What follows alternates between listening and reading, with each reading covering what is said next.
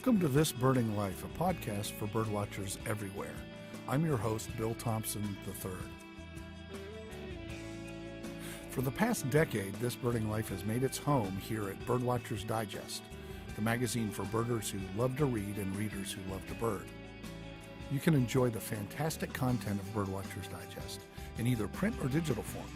Just visit birdwatchersdigest.com for more information. And while there, browse around our website and you'll see that we're more than just a magazine. Our podcast is made possible through the generous support of our sponsors. Carl Zeiss Sports Optics, a longtime sponsor of This Birding Life, are best known as the makers of world-class optics for birding and other outdoor pursuits. Two of Zeiss's latest products are particular standouts, the Victory SF Binocular and the Conquest Gavia Spotting Scope. Join the Zeiss community of birders at facebook.com/ZeissBirding. The American Birding Expo is also a sponsor of This Birding Life. The Expo is a commercial showcase of birding products, services, and destinations. It's literally the world of birding in one place. The 2017 American Birding Expo will be held in Oaks, Pennsylvania at the Greater Philadelphia Expo Center, just outside Philadelphia, September 29 to October 1. Learn more at birdingexpo.com. Now on to our show, which is episode 66 and represents our 10th full year of producing This Birding Life. So happy anniversary to us.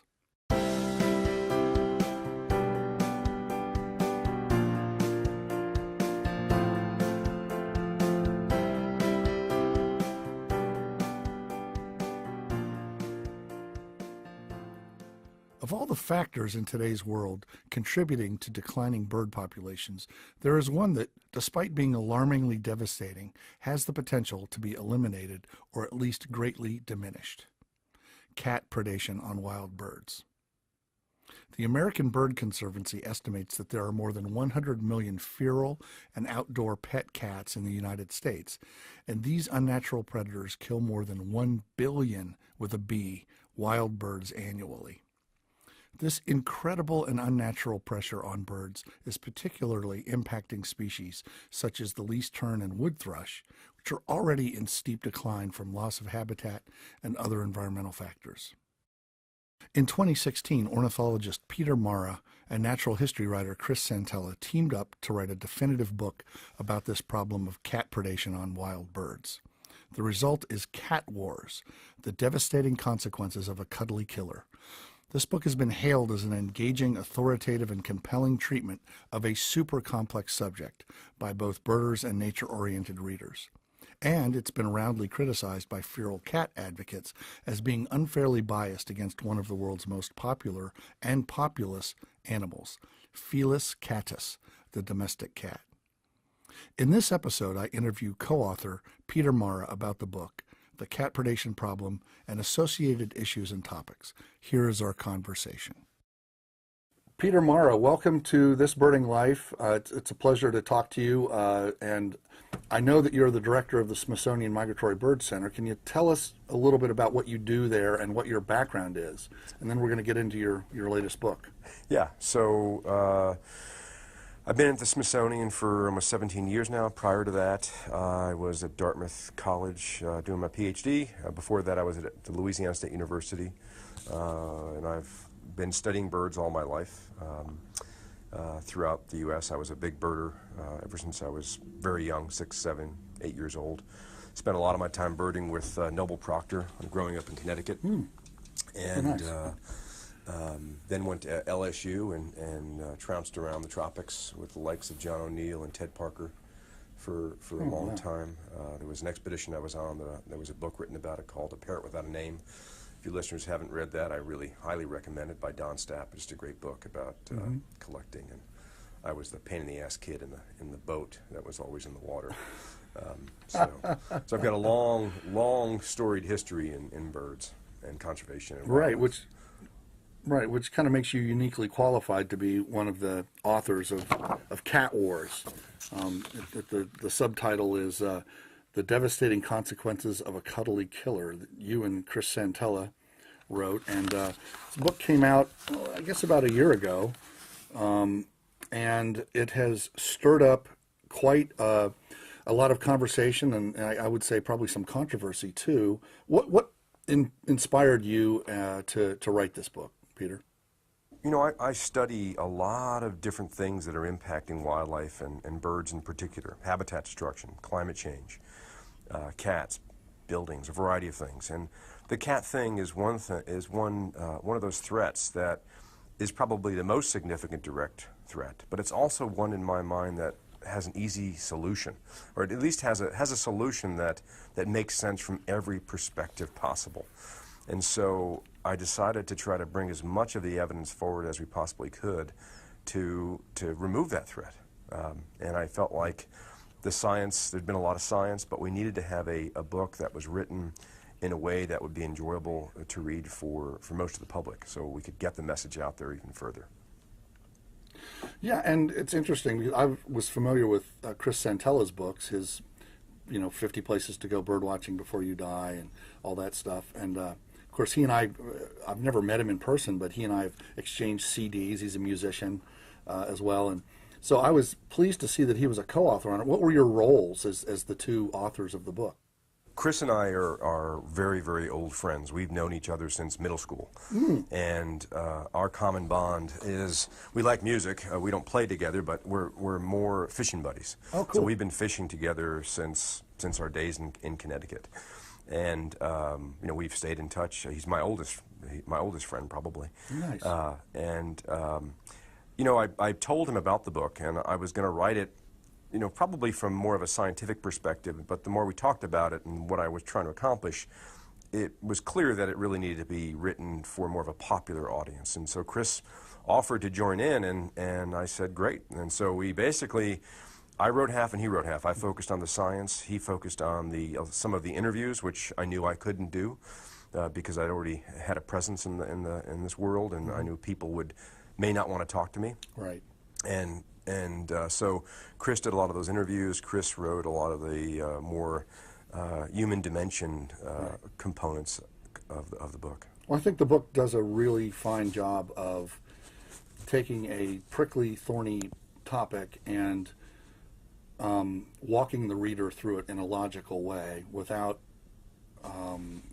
being sensational.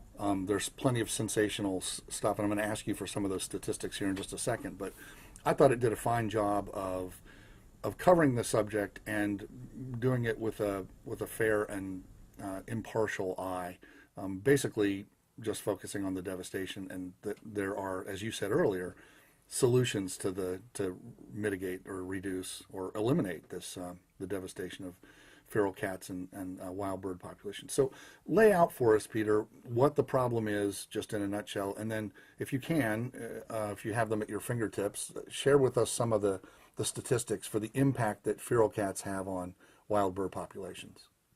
I think of the impacts being coming from our ability to look at these at different levels. So we can first look at the long history of species extinctions that cats have contributed to, and it's kind of, the timing was a little bit unfortunate, but in some ways fortunate. In the book, I talk about this paper by Felix Medina when he looked at cat-caused extinctions on islands, and he attributed 32 species extinctions, not just birds, but also mammals and lizards, to cats. And he primarily said caused extinctions. I prefer to talk about them as cats contributing to these extinctions, because extinctions are oftentimes caused by multiple and interacting things, and it's hard to just pinpoint one cause to an extinction. But just when the book came out, another paper by Doherty came out, and he looked at cat-caused extinctions not just on islands but also on mainlands. And he found that there were 63 species extinctions that had been caused by cats on islands and mainlands around the world. 63 species extinctions, which, right there, end of story. That, to me, is enough evidence that cats, an invasive non-native predator, needs to be off the landscape. That's pretty much enough evidence right there. But then, you can also look at a variety of studies. And one of the things I really wanted to try to get across in the book is that we've known this problem for over 100 years. People like Edward Forbush talked about this and tried to quantify this. And then, going into the 70s and 80s, there were a variety of people. Rich Stahlkup famous birder from California did some back-of-the-envelope calculations where he estimated, just for owned cats that went outside, that they're probably killing over 1 billion birds a year. But it got swept under the rug. People didn't really report this in the textbooks and in the birding guides and in various places, because people didn't want to believe it, because they knew there was a big controversy here, because cat advocates are incredibly passionate about this issue. So Scott Loss, a postdoc of mine, and I got a grant to study direct sources of anthropogenic mortality, basically put numbers on how many birds are killed by wind turbines, how many birds are killed by cars, by buildings, and by cats. And so we pulled together the best data available out there. How many owned cats go out there and kill birds? How many do they bring in? How many they probably not bring in? How many unowned cats? How many birds are killed by unowned cats? How many mammals are killed by unowned cats? Lizards, so et cetera, et cetera. And we estimated the number of cats, both owned and unowned. When you do that, and it's really not that hard of a calculation to do, we were able to come up with a mean, a median, and a range. And when you look at that, in the United States, we estimated that cats probably are responsible for killing 1.3 to 4 billion birds a year. And that's a range. That's an estimate. There's no species-specific information there. There's very little. There's some, but there's not a lot. What I find so interesting in this is that Canada was doing the same exact thing at the same time, independently of us. And in both the U.S. and Canada, buildings and windows were thought to be the primary killer of birds, direct killer of birds. After we finished our analyses, it flipped in both places. Canada, after they did their analyses, it was clear. Cats were now the #1 killer. In the U.S., cats were also the #1 killer. Not just by a little bit. Cats now, the median was 2.4 billion compared to about 599 million killed by windows. So those different lines of evidence, from the species extinctions to the overall magnitude, and I haven't even talked about the local scale studies that show population level impacts at the scale of towns or villages, and they are counties. And there's numerous studies that have done that throughout the U.S. and throughout in England and in other parts of the country, other parts of the world, that show population level impacts at local scales. So the consequences, it's jaw-dropping. I mean, it's really clear. And we haven't talked about the health consequences through diseases or the consequences on cats themselves. Well, yeah, let's talk about that. I mean, I think, so the main problem is cats are domestic cats, whether they're, as you call them, owned, so they're pets, or they're feral cats that people have dumped, or that cat colonies, that there are many of them around the country, heck, around the world, that are just self-sustaining and constantly cranking out new litters of kittens. Am I correct? Yeah, oh yeah. I mean, in the U.S., it's thought that there are somewhere between 60 and 100 million unowned cats. We think there are about 80 million owned cats, and roughly 50 to 60% of those are thought to go outside. So we're talking about somewhere around 100 million cats. That's a conservative estimate, that are non-native invasive predators that are outside on the landscape in the U.S. Right, and they're killing an average of how many birds per cat? So it varies, and that was sort of what was in the model. We tried to only include studies that had a minimum sample size of, say, 10 cats. There are lots of studies out there that had fewer than 10, but we didn't feel like that was the best way to estimate that. So it varies from, some cats don't kill anything, to cats that are super killers that will kill 30 or 40 animals in a month. And it varies, but there are definitely cats out there that don't kill. So there will be lots of people listening to this podcast, and many of them will be cat owners who may be hearing about this for the first time, or be hearing about it in a serious science-based way for the first time. And despite the fact that it seems to be a vogue thing right now to disregard science, these people, what are some of the things that cat owners can do to be more responsible with their cat? They want to let Fluffy out because Fluffy needs its outdoor time.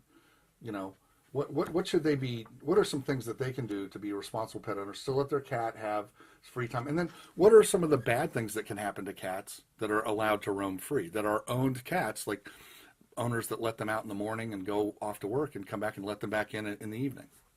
It's a great question, and this is one of those perfect things that people can do to help the environment, right? It's one of those simple things like recycling, like, putting out bird food or putting in native plants. It's like keeping your cat and your neighbor's cats indoors. And I understand that people want to enrich their cats or their pets' life, and that makes sense because cats need enrichment. And so rather than just opening the door and letting the cat wander, put it on a leash. And I'm seeing more and more people do this now, and it's funny because when I was growing up, probably when you were growing up, Bill, dogs used to roam free. They used to you open the door, they wandered around. I remember when a vivid memory of a dog getting hit by a car, a black lab, that ran across the street to come say hi to me. I didn't call it, but it was with an owner, wasn't leashed, ran across the street and got nailed by a car. That's the kind of danger that cats face, and we see it all the time. And so it's not fair to just let that cat out like we used to do with dogs. We got it under control. We required licensing. We required dogs to be on leashes because of rabies, because of them getting bit, because of the dangers that they themselves would experience. It's about time we start doing that with cats. So putting a cat on a leash is the most obvious thing. Building something called a catio. It's a simple screened-in area that you can attach to your house or put outside and put your cat into it, and it can be enriched by watching butterflies or birds at a safe distance. Those are the sorts of things that we need to have people start thinking about if they really want to get their cat outside. I've never heard the term catio, but now it's part of the lexicon. That's amazing. Yes, yes, catio. It's something that's really taken off in Portland. Okay. And Portland has done a great job of promoting this idea of catios, and I've on my book tour around the country, I've seen them now in San Antonio and a few other cities where they're starting to take off. But I guess I should give you the opportunity to say you're not anti-cat. You're just anti-impact. I'm not anti-cat at all. Right. I'm not anti-cat at all. You see, the thing that I like telling people is that we turn cats into pests or pets. It's entirely our action, and cats make wonderful pets. They are just tremendous animals to have around. They're kind of independent. They're playful. They cuddle up on your lap. They're a great pet. Right. Why would anyone want to just let them outside where they are at danger themselves? I would not let my pet just kind of go outside on their own where they could get hit by a car or get taken by a raptor, right, or get a disease. Right, or I'm seeing this more and more these days as some of our natural predators are rebounding. Bobcats and foxes and out west, coyotes in the east, coy wolves. These things are coming in and starting to wipe out free roaming pets. We have a Boston Terrier we let out of our house, and he's deaf now, and I always worry that if he goes too far from the house, the coyotes are going to get him. And Easily. I think that's something that pet owners also need to bear in mind. And I've been hearing reports of people losing, people in rural areas losing cats and dogs to predators like that. So I suppose that's another thing to consider. So what do you say to people who believe in, explain what trap, neuter, and release is, and why that's something that's in direct opposition to what your science here is proposing? Let's just make sure we're all clear on the types of cats. We've been talking about owned cats that are let outside, and there's easy solutions for those. And there's little controversy between what conservationists are proposing to keep them indoors and most animal welfare organizations. We all believe that those cats should be inside. Right. People just don't believe that. So there's this war between some cat owners and conservation biologists and keeping cats indoors. Then there are these unowned cats. Because cats are such prolific breeders, they can multiply exponentially, and we are dealing globally. We are dealing with a major unowned cat population problem. There has also been this big no-kill movement over the past 40 years or so, where people believe that it's not reasonable to euthanize animals or cull animals to to protect other animals. They don't see that killing one animal to protect another is reasonable. So the alternative here is to stop the reproduction. So about 40 years ago, some folks started to propose this thing called trap them. They neuter them, but then they release them back out again, and they start feeding them. And they have volunteers that are organized and are incredibly passionate and dedicate enormous amounts of money and time to trying to trap as many of these cats as possible, and then neutering them, and then releasing them, and then maintaining these colonies. Right. And these colonies of cats in places like D.C., people have estimated there are over 300 colonies of cats in D.C. Oh my gosh. Chicago, close to 500 colonies. In most cities, we have no idea how many colonies there are. Right. But these cats don't just stay there; they disperse. But the idea is that they will die a so-called natural attrition over time, and they'll go extinct naturally. I'm putting my fingers up and making quotes. Right. When I say naturally, because naturally typically means getting hit by a car, and that's not often instant. That often happens by blunt trauma, and the animal goes away into the bushes for who knows how long and bleeds out. Suffers. Getting eaten by a coyote, getting disease like feline leukemia, or whatever it happens to be. These cats lose eyes. These are not healthy animals at all. They have half the lifespan of cats that are inside. Groups like People for the Ethical Treatment of Animals, PETA, a group that I'm normally not allied with, is completely opposed to trap, neuter, return because they say it is inhumane to cats. Right. But yet there's a lot of people out there, well-intentioned people. Many of these people are well-intentioned people because they love animals, and we all love animals. But they are having a hard time understanding how, catching these animals, trying to adopt them out. Right. If you can't adopt them out, then the only alternative for some of these animals, unfortunately, is euthanasia. Right. And many responsible veterinarians, and myself, and many biologists and conservation biologists know, actually, that euthanasia is a better alternative. It's a sad alternative, but it's a better alternative than putting that animal back out in the environment where that animal will continue to kill native wildlife. Right, and perhaps suffer disease or, injury Exactly. or whatever. I think an important point to make here is that you may be curbing the growth of those feral cat colonies, but you're not stopping it, because once people know, oh, that's where you can drop your cat, I'll put him with his friends. Somebody has a cat they don't want anymore or has a litter of kittens, well, they'll drop them off where the cat colony is. And everybody probably knows, they've seen, dishes of food out somewhere, and that's where the kitties are, the wild kitties, and quote unquote. But those neutering them doesn't do anything for their ability to catch and kill birds. That's exactly right. And going back to your point just a second ago, which is a very good point, in most cases, you need to catch, and there have been several different modeling studies that have demonstrated this, you need to catch 75 to 90% of the animals, of the cats in a colony, in order for the population growth rate to start to go down.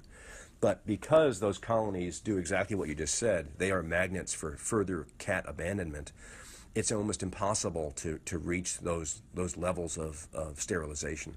So the colony actually never goes extinct, or rarely goes extinct. In some cases, I'm sure it does, but in most cases, it does not. So it's a continual problem.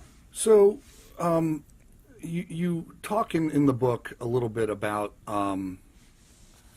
some of the connections between people who have large numbers of cats as pets indoors, and some of the chemical reaction that may occur in the brains of those cat owners to make them desire more cats. So that fascinated me.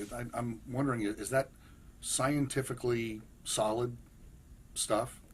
That there's a connection there? Or is it something that we're just beginning to sort of hypothesize about and learn about? Are you referring to toxoplasmosis? That's right, yeah.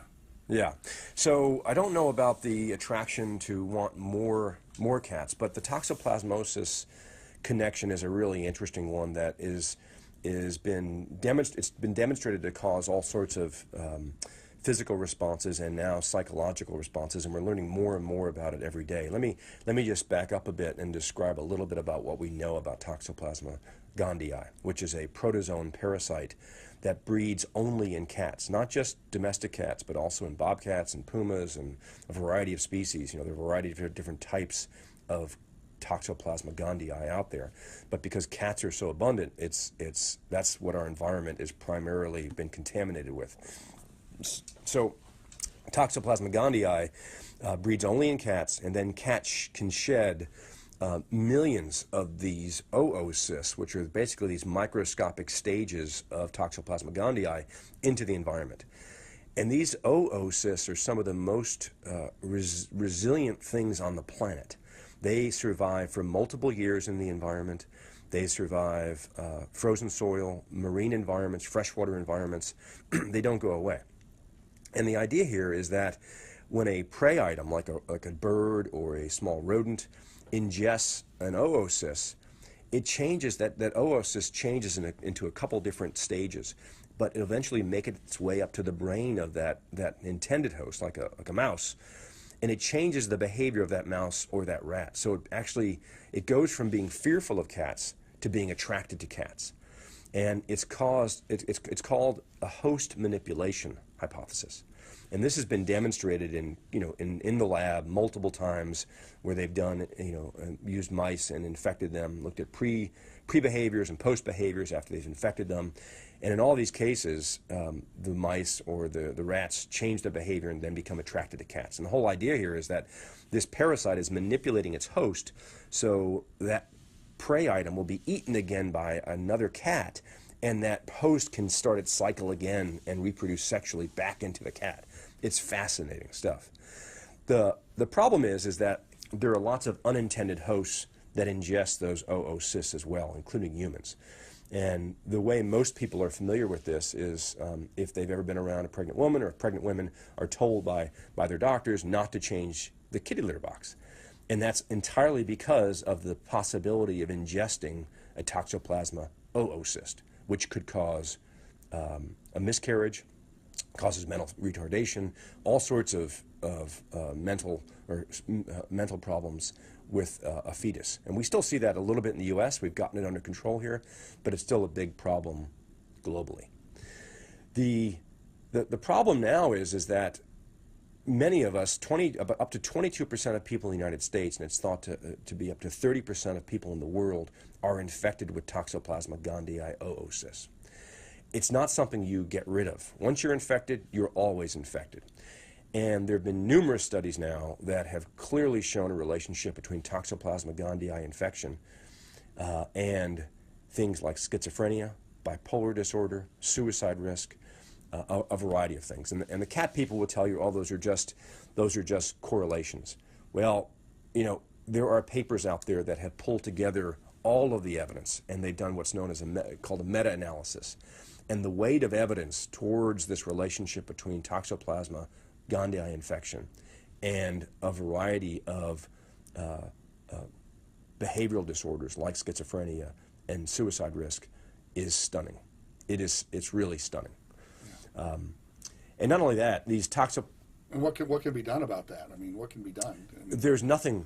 Better hygiene? There's nothing that can be done, actually. So we can treat the symptoms. Doctors can treat the symptoms. If you have, oftentimes, people that are infected with Toxoplasma Gondii, if you've got a compromised immune system in any way, you can develop flu-like symptoms. If you are like an AIDS patient, you can die. And there's fairly high rates of mortality for AIDS patients that are infected with Toxoplasma Gondii. There have been communities around reservoirs that have become infected with Toxoplasma, where lots of individuals in that community get sick. And so those symptoms can be treated, but you're always infected. And it's thought that over time you will develop more and more symptoms as you age and as you get older, because those oocysts are not latent. Those oocysts are not just sort of in a stage where they're not changing anymore. We now know that those oocysts continue to divide. Those oocysts continue to change brain chemistry. Occasionally they drop down into the eyes and they cause something called ocular toxoplasmosis, where you get scars in your eyes. It can permanently blind you. Thankfully, you know, a lot of these things are not that common, but the more and more we study this, the more and more we understand it, the more insidious it seems, the scarier it gets. And I don't mean to be alarmist here, but the CDC says that Toxoplasma Gondii is probably one of the most neglected parasitic infections in the world.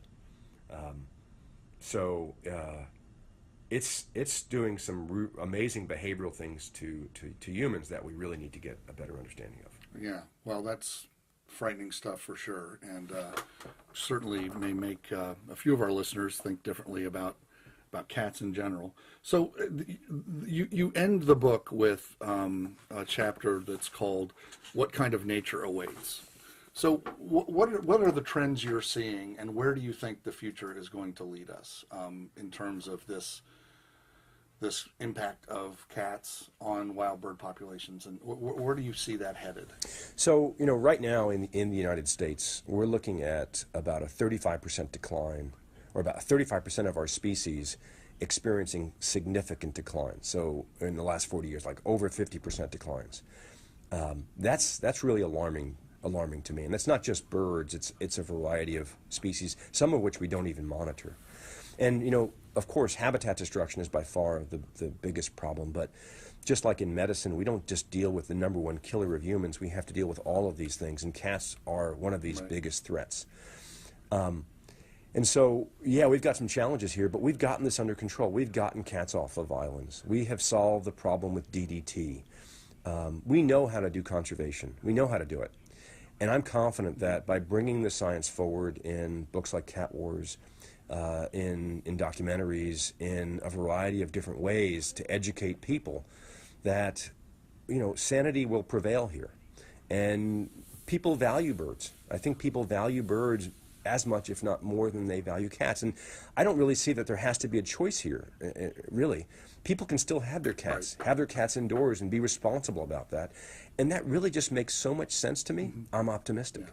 Well, that's good. And so, and I refuse to be pessimistic about this, because there's nothing to be gained in that pessimism. Right. So, I'm hopeful. In part because I think people are smart, and I think we'll make the right choices. Well, that's great. Peter, thanks for talking to us here on This Birding Life. The book is Cat Wars by Peter Marra and Chris Santella. It's published by Princeton. It came out in 2016. Available at fine bookstores everywhere, on Amazon, I'm sure, and other online book retail outlets. Peter, thanks so much for talking to us, and I want to congratulate you on this book. And it's been a pleasure talking to you, and best of luck with your own fine conservation work. Great. Thanks so much, Bill.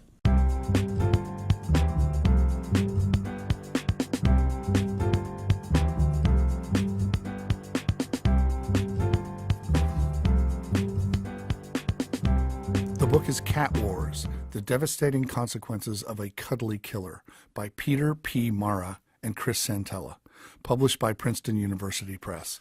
I'd like to thank Peter Marra for his time to do this interview. If you'd like to learn more about the cat predation problem, visit the American Bird Conservancy website at abcbirds.org and click on the word threats. That's it for this episode. As we start our second decade of podcasting here at This Birding Life, please consider supporting the folks who support us. Birdwatchers Digest, the most popular magazine devoted solely to birds, birdwatchers, and birding on planet Earth. Learn more about our content, products, and events at birdwatchersdigest.com. Carl Zeiss Sports Optics, makers of fine binoculars and spotting scopes for birding.